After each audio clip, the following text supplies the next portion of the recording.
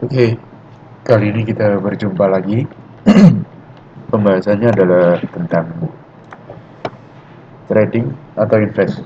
Ya. Jadi bagi sebagian orang yang baru berkecimpung di dunia saham ya, mau itu saham, mau itu forex, mau itu futures, sering tersesat dalam istilah trading atau invest ya.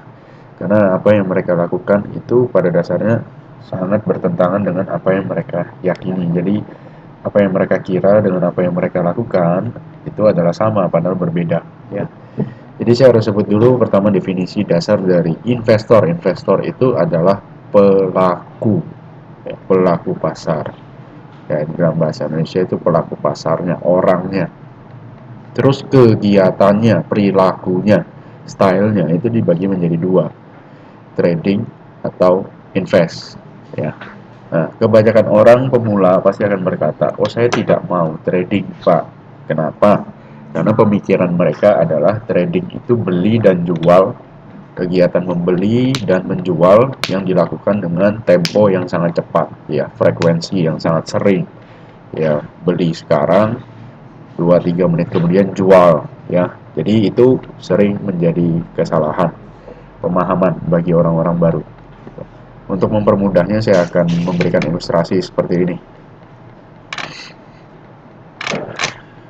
Apabila ada seseorang membeli emas 20 tahun yang lalu sebanyak 100 juta, ya, 100 juta rupiah pada 20 tahun yang lalu, katakanlah 1 gram itu harganya 20.000 per gram, ya, maka dia akan mendapatkan 5.000 gram. Oke, kurang lebih 5 kilo. Nah, sampai dengan hari ini emas itu masih disimpan oleh orang tersebut. Pertanyaannya, apakah yang dilakukan oleh orang tersebut adalah investasi? Sebagian besar orang saya rasa akan menjawab, ya, itu adalah investasi. Ya, itu adalah investasi. Bagi sebagian besar orang akan menjawab itu adalah investasi. Lalu berikutnya saya akan bertanya, kita kunci dulu jawabannya karena sebagian besar orang pasti sudah akan menjawab itu adalah investasi. Berikutnya, contohnya adalah bila ada sebuah rumah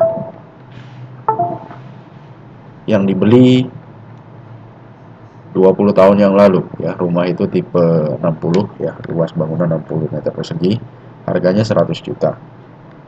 Ya, dia membeli 1 unit rumah. Terus rumah itu tidak disewakan tapi juga tidak ditinggali. Ya, jadi kosong saja selama 20 tahun. Sampai sekarang rumah itu masih menjadi milik dia. Pertanyaannya, kegiatan itu apakah disebut investasi atau trading? Sebagian besar orang masih akan menjawab itu adalah investasi. Ya, sebagian besar orang akan menjawab itu adalah investasi. Lalu bagaimana jika pertanyaannya saya rubah menjadi seperti ini? Rumah itu tipenya sama, tipe 60, harganya 100 juta, ya kan, 1 unit rumah. Tapi rumah itu tidak dibiarkan kosong, namun tersewa terus.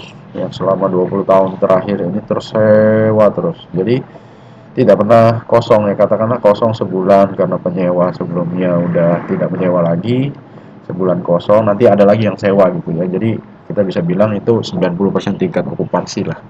Ya, jadi jarang sampai bertahun-tahun kosong tidak ada yang sewa. Ya.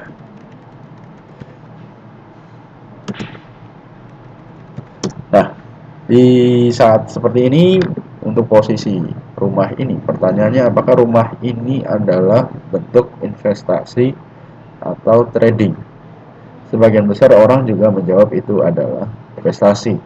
Nah, di sini yang saya bilang itu namanya konyol, ya, tidak bisa membedakan. Barangnya sama, mekanismenya, prosesnya berbeda, tapi kalau dibilang sama itu kan yang aneh gitu loh ya. Jadi coba sekarang saya menuju ke website Kamus Besar Bahasa Indonesia ya. Definisi kata dagang. Dagang itu adalah suatu pekerjaan yang berhubungan, ya, ke pekerjaan, ya, bisa saya bilang kegiatan yang berhubungan dengan menjual dan membeli barang untuk memperoleh keuntungan. Jadi ada kegiatannya, ada mekanismenya, yaitu jual beli, ya. Ada jual, ada beli, maka itu disebut dagang. Pertanyaannya, emas ini tadi, apakah masih Anda bilang ini sebagai investasi? bukan sebagai dagang. Karena kalau Anda sebut ini investasi, 20 tahun Anda tidak menjual, di manakah letak keuntungan Anda? Apakah Anda sudah bisa menikmatinya? Tentu saja Anda belum menikmati keuntungan apabila Anda tidak menjual, ya kan? Jadi Anda baru bisa menikmati keuntungan apabila Anda sudah menjual emas ini, ya. Jadi ada kegiatan beli dan jual. Artinya Anda baru mendapatkan keuntungan apabila Anda menjual barang yang Anda miliki dan mendapatkan selisih harga dari harga beli dengan harga jual. Itu disebut dagang karena ada mekanismenya, yaitu ada prosesnya, yaitu membeli barang, ya, menjual membeli barang untuk memperoleh keuntungan, ya. Jadi emas itu bukanlah suatu kegiatan investasi, tapi merupakan suatu kegiatan dagang, ya. Jadi tolong jangan sampai salah pemahamannya lagi. Kemudian rumah kalau tidak disewakan, hanya dibiarkan kosong saja, ya, maka itu tidak bisa disebut sebagai investasi. Karena Anda tidak mendapatkan keuntungan dari rumah kosong. Kapan Anda mendapatkan keuntungan? Nanti ketika dijual harganya lebih besar daripada harga ketika Anda beli, Anda dapat untung. Nah, otomatis Anda baru bisa dapat untung ketika Anda menjual, maka itu disebut kegiatan dagang. Sedangkan rumah itu akan berbeda fungsinya apabila rumah tersebut disewakan. Nah, itu baru bisa dibilang sebagai kegiatan investasi. Mengapa? Karena ada cash flow yang didapat dari uang sewa yang dibayarkan oleh penyewa kepada pemilik rumah setiap tahun. Cash flow tidak mengutak-atik, tidak mengurangi nilai aset, ya, rumah tersebut.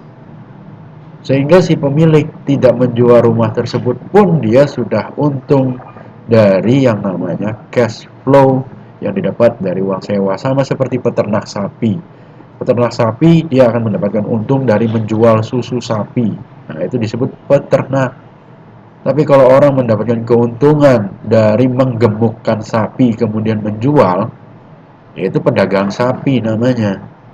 Ya, jadi tolong dibedakan. Di dalam yang namanya invest ataupun trading, itu tidak melihat seberapa lama Anda memegang suatu barang. Jadi jangan dikira Anda memegang suatu barang dalam tempo yang sangat lama, maka itu disebut invest. Tidak, ya. Selama Anda mendapatkan keuntungan dari selisih harga beli dan harga jual, maka itu disebut dagang. Sedangkan apabila Anda mendapatkan keuntungan dari cash flow yang didapat atas aset yang Anda masih pegang, maka itu disebut investasi. Jadi tolong, ya, pemahamannya harus dibenarkan terlebih dahulu. Jadi Anda membeli saham hari ini kemudian menjualnya 2 tahun lagi, itu masih bisa disebut sebagai dagang. Ya, karena Anda tidak mengharapkan dividennya. Saham itu uptrend selama 2 tahun. Stop loss Anda tidak kena. Trailing stop Anda tidak kena.